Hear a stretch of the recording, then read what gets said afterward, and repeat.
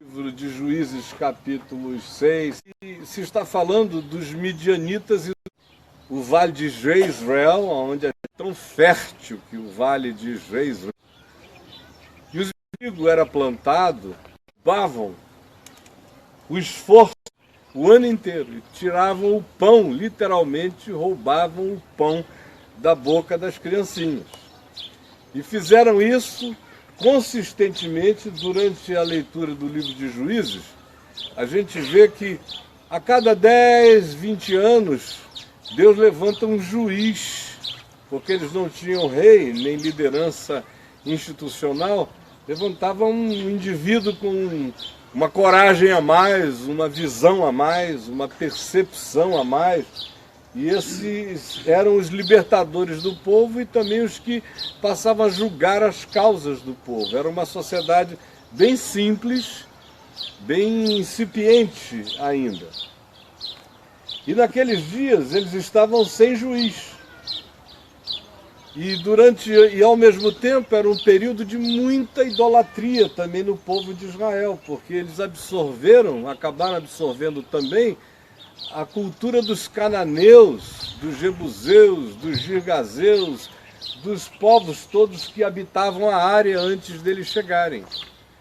De modo que o culto ao Deus de Israel oscilava entre momentos de certas concentrações e avivamentos e momentos de total relaxamento, onde Baal era cultuado e deuses do mesmo tipo, especialmente os deuses da fertilidade do campo. E aqui em Jezreel é bastante compreensível a importância que Baal teve naqueles dias. Vocês vejam que nos dias do rei Acabe, posteriormente, dias de Elias, de Eliseu, o grande conflito era com Baal, que era deus da fertilidade. E tudo que eles precisavam, ou criam que precisavam, era de um Deus bem específico, que desse a eles a certeza da fertilidade dos campos. E nessa história da sobrevivência de fertilidade, busca de manutenção, eles tropeçaram muito na consciência da fé. Nos dias de Gideão, que são dias recentes, não fazia tanto tempo assim que eles tinham entrado na terra, eram dias muito primitivos na consciência da fé. A gente fica pensando naqueles dias e imagina, às vezes, que eles tivessem alguma consciência mais sofisticada, mas não era assim. Era um povo simples, com percepções muito básicas e com muito pouca instrução espiritual. A única coisa que basicamente eles tinham era a ideia da lei de Moisés, que não estava sendo nem ela própria praticada na extensão das descrições do Levíticos e de coisas assim. Ficava o esqueleto dos 10 mandamentos na cabeça deles com muita oscilação, muito pouca raiz. E a ideia de que o Senhor, o Adonai, o Elohim, como quer que se o chamasse, era Deus sobre os deuses. Mas na prática era um Deus muito distante, invisível, sem palpabilidade, num tempo em que toda a primitividade da consciência queria palpar coisas. Quanto mais primitiva é a consciência, mais fetichista ela se torna na necessidade de pegar nos objetos de culto e dar materialidade ao sagrado, como se chama. De modo que Adonai, o Elohim, era invisível demais para ser palatável, para aquelas necessidades imediatas de um povo tão básico, tão primitivo. Foi em meio a isso que se vê os midianitas entrando todos os anos, e eles vinham com os amalequitas, e o texto aqui de Juízes 6 nos diz que eles vinham como gafanhotos, aos milhares e milhares, e invadiam a terra, enchiam a terra e tomavam tudo e levavam o trabalho de um ano inteiro de esforço, de plantio e eles eram deixados na fome e na miséria.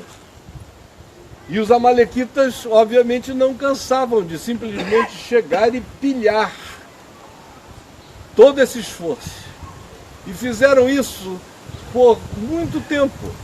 Aqui, especificamente no caso de Gideão, diz que já eram 7 anos fazendo isso.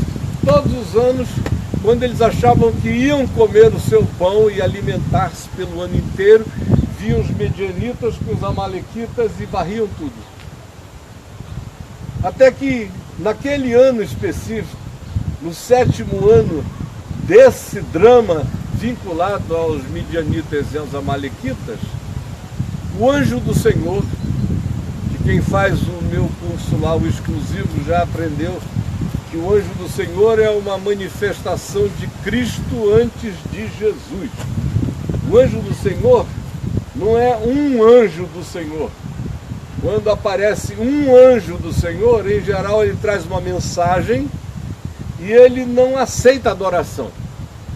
Mas esse anjo do Senhor com A maiúsculo, ele traz mais do que mensagem, ele é a manifestação do próprio Deus em si.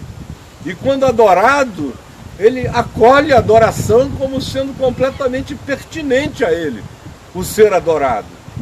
É, portanto, a manifestação do Cristo, do Cordeiro Eterno, antes de Jesus. Não foi Jesus quem... Cristo não foi inaugurado em Jesus. O que a gente tem em Jesus é a encarnação do Cristo eterno.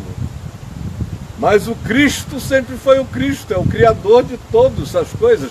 No princípio era o Cristo, no princípio era o Verbo, no princípio era o Cordeiro. São todas expressões sinônimas, se poderia dizer a mesma coisa. E todas as coisas foram feitas por intermédio dele, e sem ele nada do que foi feito se fez. Ele é a manifestação visível do Deus invisível, a quem olho algum jamais viu e nem verá. Pois bem, naquele ano de agonia, de fome consecutiva, outra vez, o anjo do Senhor se manifesta a um homem chamado Gideão, que devia ser, dentre todos os que estavam presentes, um indivíduo com algum tipo de disposição ou de fôlego interior diferenciado. Porque a primeira palavra que o anjo do Senhor diz a ele é: vai nessa tua força. Significando dizer que havia alguma coisa identificável de coragem em Gideão.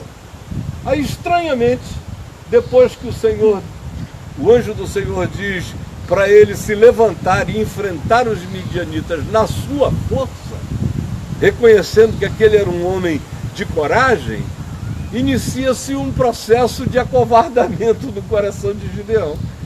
Aí Gideão diz: mas será que eu vou mesmo? Primeiro ele diz: fica aqui que eu vou pegar uma oferta e oferecer ao Senhor. Aí o anjo do Senhor disse: pode ir que eu te espero, embaixo dos carvalhais.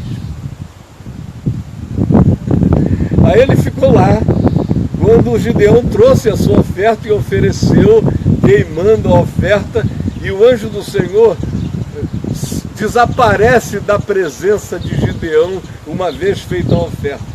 Mas Gideão tinha uma missão a cumprir. E aí o conflito dele começa. O que é que eu vou fazer?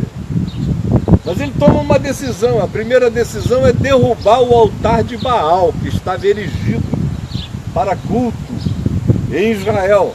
E ele vai à noite e derruba o altar de Baal e passa a ter o apelido de Jerubaal, que é aquele que se fez inimigo de Baal. Mas o coração dele, quando tinha tido essa iniciativa, não estava ainda tomado da fé que o faria partir para o enfrentamento. Aí acontece dele começar a pedir sinais a Deus. Se foste tu mesmo que te manifestaste a mim, aquele anjo que sumiu da minha presença, falou comigo, recebeu a adoração, se és tu mesmo, eu peço que tu me des um sinal. Aí vem as provas da lã. Lembram delas, né? Então, amanhã de manhã eu gostaria, que tudo em volta estivesse molhado, menos a lã que eu ponha no sereno, eu quero que ela amanheça seca. Aí no dia seguinte está tudo serenado, em volta molhado e a lã sequinha. Aí, mas ele não se satisfaz com aquilo, ele diz, então vamos inverter. Amanhã eu quero que tudo esteja seco em volta, só a minha lã molhada. Aí no dia seguinte está tudo seco em volta, só a lã dele molhada. Aí ele diz, bom, eu não tenho alternativa, deixa eu ir. Aí chama o povo, olha, Deus me chamou para libertar-nos dos amalequitas e dos midianitas que estavam acampados ao norte. Vocês vêm comigo? 32 homens se levantaram para vir com eles para enfrentarem milhares e milhares de midianitas e amalequitas num número muito maior. Só que acontece o seguinte, quando ele acha que ele está com um grupo até não o suficiente, mas razoável para sair para a guerra, o Senhor diz, não tem muita gente contigo. Eu não quero depois que ninguém diga que foi o teu braço e a coragem de Israel que trouxeram livramento para vocês. Faz o seguinte, diz para todo o povo, quem estiver com cagaço, volte para casa. Todo medroso e todo tímido, encagaçado, volte para casa. E 22 mil foram embora. Estavam ali assim, por honra da firma. A mulher disse, vai rapaz. Aí o cara foi. Mas só Deus sabe como eles estavam lá. Volta para casa. 22 foram embora. 22 mil. Aí ficaram 10 mil. Aí Deus disse a Gideão, ainda tem gente demais com você. Muita gente. Leva o povo até as águas do ribeiro de Arode, na fonte de Arode. E observa o seguinte, como é que eles bebem água?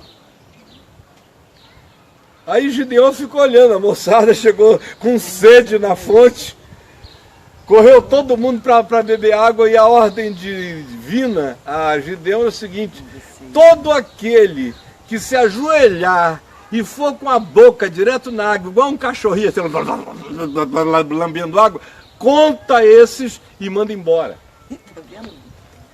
E aí 9.700 fizeram assim, foram agachadinhos e beberam água como cãozinho. Aquele desespero, aquela resfolegância. Só 300 pegavam a água no ribeiro e levavam à boca e bebiam. Aí a Gideão disse, pelo amor de Deus, é muito pouca gente agora. E o Senhor disse, é com esses 300 que eu vou suscitar livramento a Israel. E deu mais instruções. Pega agora trombetas.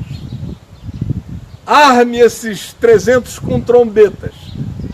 E pegue também cântaros, ânforas, com tochas dentro. E quando eu ordenar que as trombetas sejam tocadas, vocês toquem as trombetas e depois quebrem as ânforas para aparecerem subitamente as luzes na montanha. Aí Gideão falou, legal, mas eu não estou conseguindo crer que isso vai dar certo. Aí o Senhor disse, bom, se tu ainda estás na dúvida, vai até o acampamento dos midianitas escondido, à noite. Aí ele pegou o servo dele, que andava com ele, chamado Pura, e foram os dois agachadinhos de gatinhos pelos matos, pelos bushes, até chegarem bem dentrinho do acampamento dos midianitas e dos amalequitas. E quando chegaram lá, eles flagraram uma conversa de dois soldados. Um estava dizendo para o outro, rapaz, tem um negócio estranho no ar. Ontem à noite eu tive um sonho, um pesadelo horrível. Aí o outro disse, me conta. Ele disse, sabe o que é? Eu sonhei que tinha um pão. Eles estavam aqui por causa de pão. Para pegar o trigo. Para fazer o pão. Eu sonhei ontem à noite que tinha um pão redondo assim, rodando em volta do acampamento, voando, como um OVNI de pão. Um drone de pão. Eu sonhei com aquele pão rodando, rodava em volta do acampamento. De repente ele vinha e dava no meio da tenda do capitão, do comandante, na haste central, e a tenda tombava. Aí o outro chegou e falou: isso é Gideão. É Gideão que está vindo contra nós e vai nos atacar. E Gideão escondido atrás do pau, atrás do mato, com o servo dele ouvindo aquela história. Aí quando isso, sonho é manifestação do inconsciente. Quando o inconsciente deles falou, relacionado ao pão, à cevada, ao objeto do roubo e do trigo que eles vinham pegar, que era o alimento principal daqueles dias, quando ele ouviu aquilo, o coração dele se encheu de um vigor que até então lhe faltava. E ele voltou, deu instrução aos homens e fizeram conforme ele havia divulgado a eles que seria feito, tocaram as trombetas, gritaram pelo Senhor e por Gideão, e vieram correndo aos gritos, tocando trombeta e segurando as tochas. E aí aconteceu algo extraordinário. Os milhares e milhares de midianitas e de amalequitas, quando olharam e viram aquele zumbido na escuridão, com aquelas tochas malucas, aqueles 300 loucos que não dava para contar, era só um alarido, saíram correndo inexplicavelmente. Homens treinados para a guerra saíram correndo de culpa.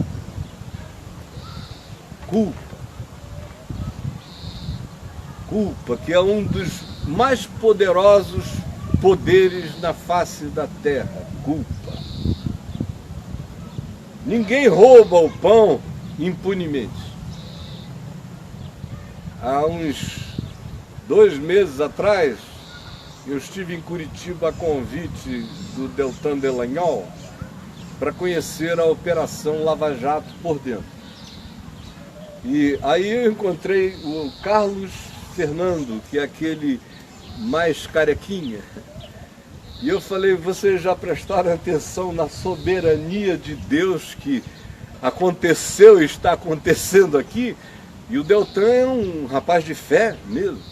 Ele falou: eu não tenho dúvida de que isso aqui é obra de Deus, fazendo isso. E o outro disse: olha, eu não sei mais se eu sou ateu, se eu sou agnóstico, o que eu sou. Mas, na realidade, eu acho que isso aqui deve ser o que a gente poderia chamar de, na pior das hipóteses, um agnóstico chamaria de acasocidência. Porque é uma convergência tão grande de tanta coisa. E eu, na mesma hora, me lembrei apenas de Gideão e da culpa dos midianitas. Porque chega uma hora, minha gente, em que até o Eduardo Cunha comete erros. Chega uma hora em que todo mundo tropeça em si mesmo. Chega uma hora em que o acumulado, os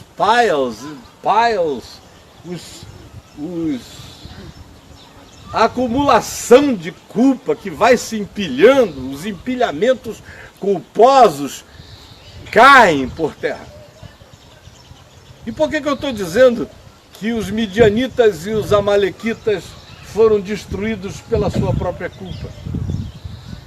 Porque é sintomático que quando Gideão veio com seu servo, ele tem ouvido o relato de um sonho sobre o pão que se roubava e que voltar-se-ia contra eles e derrubaria a força militar deles e todo o aparato deles. Eles faziam isso há anos, roubando e roubando, mas ninguém se apropria do que é do outro, por mais cínico que seja, sem que isso fique sem a punição, o grito e o juízo que se levanta a partir de dentro de nós mesmos. Às vezes a gente olha impotente para um grande potentado, uma grande potestade, um grande principado, um grande poder, uma grande força, que se nos apresenta como invencível. E a gente mergulha em impotência enorme e fica perguntando de onde virá o poder para vencer essas coisas. Na realidade, o poder para vencer essas coisas está sendo criado, construído e acumulado dentro do próprio indivíduo, ou do próprio grupo, ou da própria sociedade que a gente imagina que tem o poder para nos esmagar ou para nos controlar. É só uma questão de tempo. A história humana inteira nos prova. Uma questão de tempo. Chega a hora inteira e implode mesmo, porque não tem ninguém para fazer para sempre. Jeremias se fortalece alimentando-se da sua própria iniquidade. O pecado que ele enfraquecerá. Isso fica vencendo. E aqui nós temos o inconsciente coletivo dos midianitas e dos amalequitas, que aquilo era contra eles, e expressou isso de maneira clara, apenas para o convencimento de Gideão, que era o duvidoso daquela hora. Nesse momento, basta que haja um grito e tudo cai. Basta que uma trombeta seja tocada e as muralhas vêm abaixo. Basta que uma tocha seja acesa e milhares fogem. Basta que uma simbolização se levante e tudo vem abaixo.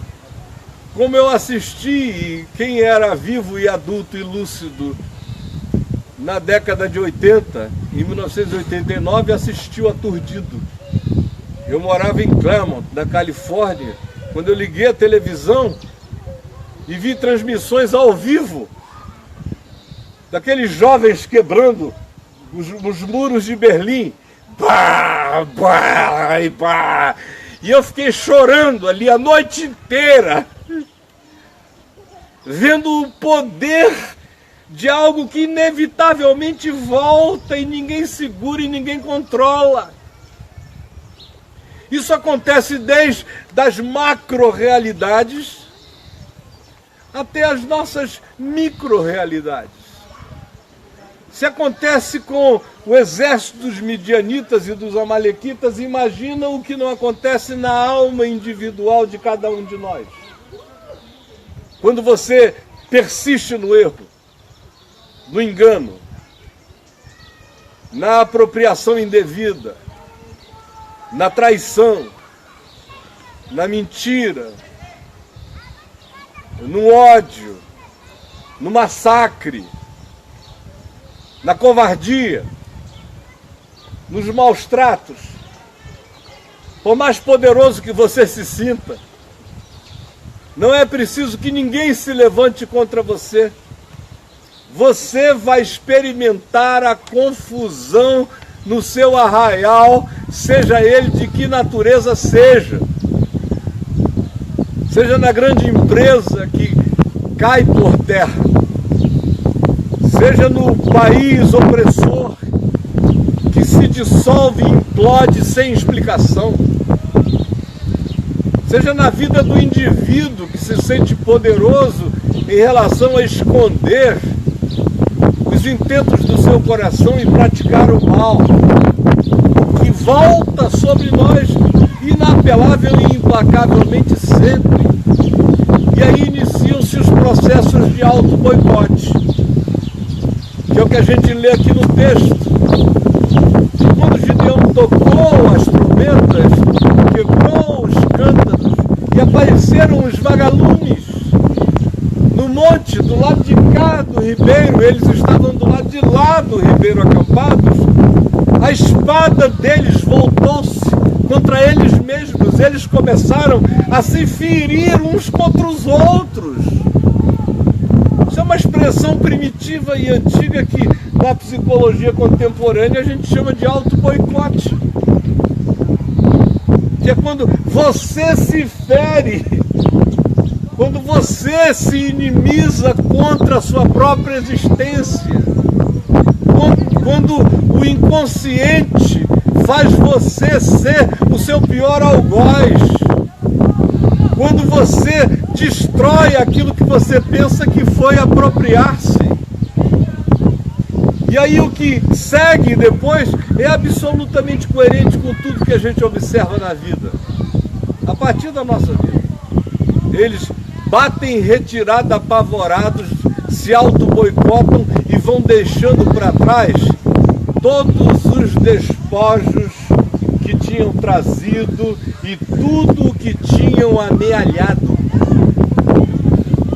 Meu Deus, eu já vi isso tantas vezes na minha vida, tantas vezes. Para eu não falar dos outros, eu quero falar de mim mesmo.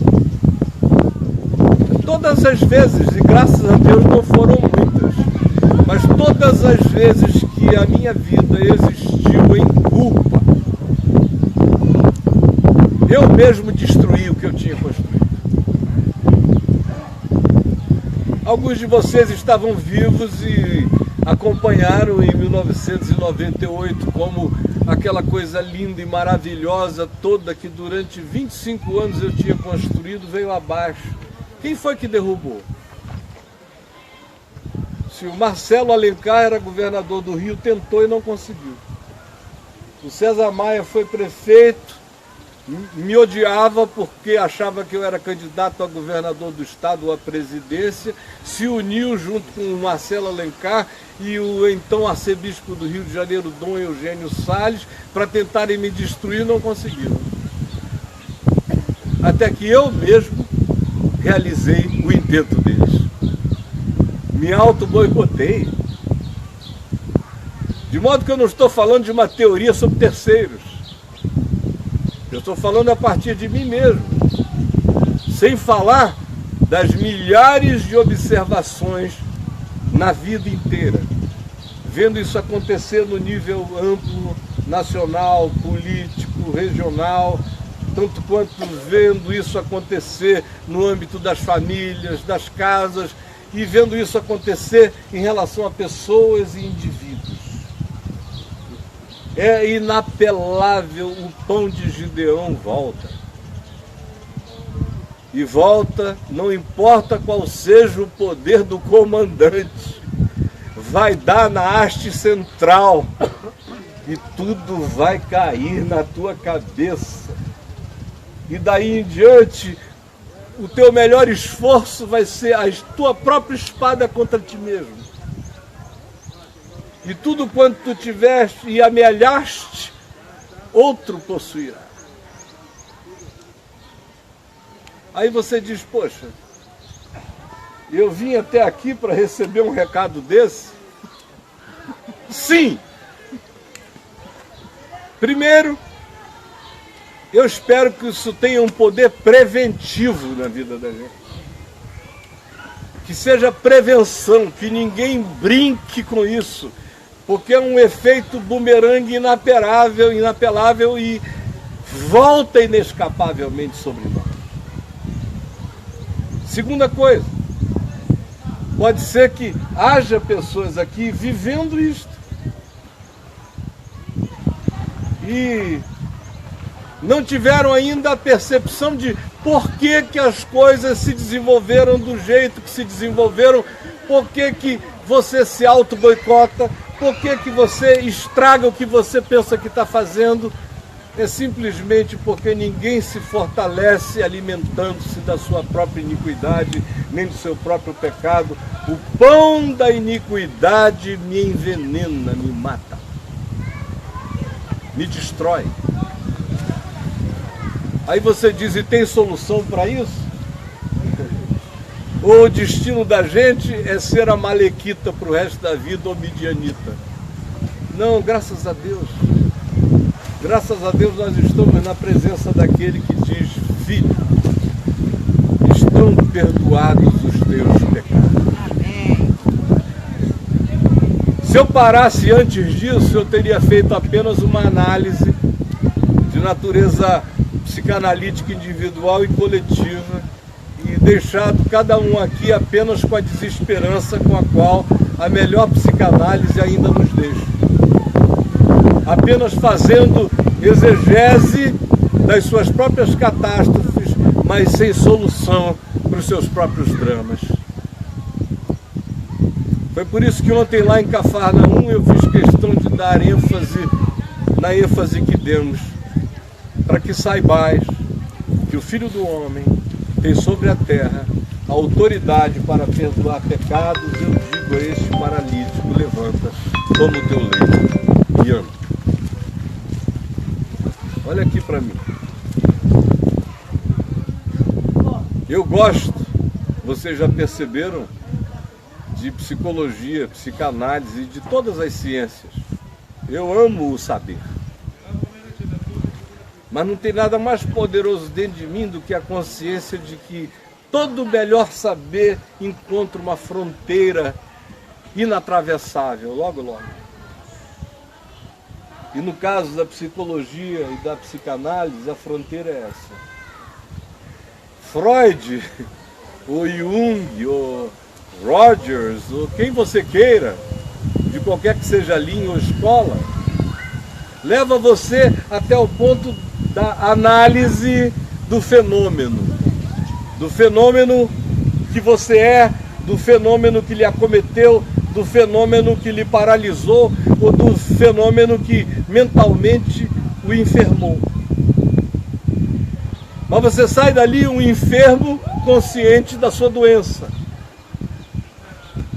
Aí vai buscar mecanismos de transferências. Foi meu pai, foi minha mãe, foi minha família, foram os meus ancestrais, seja lá o que for. Mas falta, sempre falta e sempre faltará. Essa palavra que não deixa a gente ir embora apenas com a certeza da nossa catástrofe. Que é essa palavra que diz: filho, filha, estão perdoados os teus pecados. Ou seja, em Gideão, a gente tem a compreensão de como a culpa volta implacavelmente sobre o culpado. Mas em Jesus existe perdão para os midianitas e para os amalequitas arrependidos. Para que esse processo pare na vida da gente. E só para, minha gente, quando perdoados por Ele, a gente se perdoa. E quando, sendo objeto da luz e da graça dEle, a gente escolhe o caminho de uma outra mente, uma outra vereda e uma outra estrada, e decide comer o pão da graça, da bondade, da honestidade, do esforço, da sinceridade, do amor, ao invés de nos alimentarmos dos saqueamentos, dos caminhos curtos e dos atalhos perversos que nos afastam daquele que é o único caminho saudável. O único caminho saudável é aquele que diz que bem-aventurado é o que vai, mesmo que seja andando e chorando enquanto semeia, mas que haverá de voltar com júbilo, trazendo os feixes da própria semeadura de vida com a qual se semeou o bem. Como diz a Escritura, é em paz que se semeia o fruto da paz. É em paz que se colhe o fruto da paz. E é em paz que se come o fruto da paz, para o nosso próprio fortalecimento interior. Se você está aqui hoje carregando apenas a alma dos midianitas e dos amalequitas, de uma culpa antiga, latente, constante, crônica, angustiosa, adoecedora, em nome de Jesus eu te digo, você não vai embora daqui como um amalequita nem um midianita culpado. A gente está aqui em Cristo para trocar a mente, metanoia, mudança de mente, mudança de atitude, decisão de comer um outro pão, conquistado com uma outra ação. E a partir de uma decisão nova do coração. Era só isso que eu queria dizer. Mas eu sei que você nunca mais vai esquecer. E eu espero que você nem tente. Ao contrário, que todos nós guardemos. Porque não existe concessões para ninguém. Se se fizer assim, negativamente, saiba-se, voltará contra nós. Se decidir aqui iniciar-se um processo novo, as coisas não mudam magicamente. Mas tenha paciência. Vá andando e chorando, enquanto você semeia uma nova semeadura. Sem apropriação do que é de ninguém, nem do que é do outro, sem querer fazer cortes, sem querer fazer atalhos. Mas você voltará com o júbilo trazendo os seus feixes. O que é seu, semeado por você, alimentará você para a vida.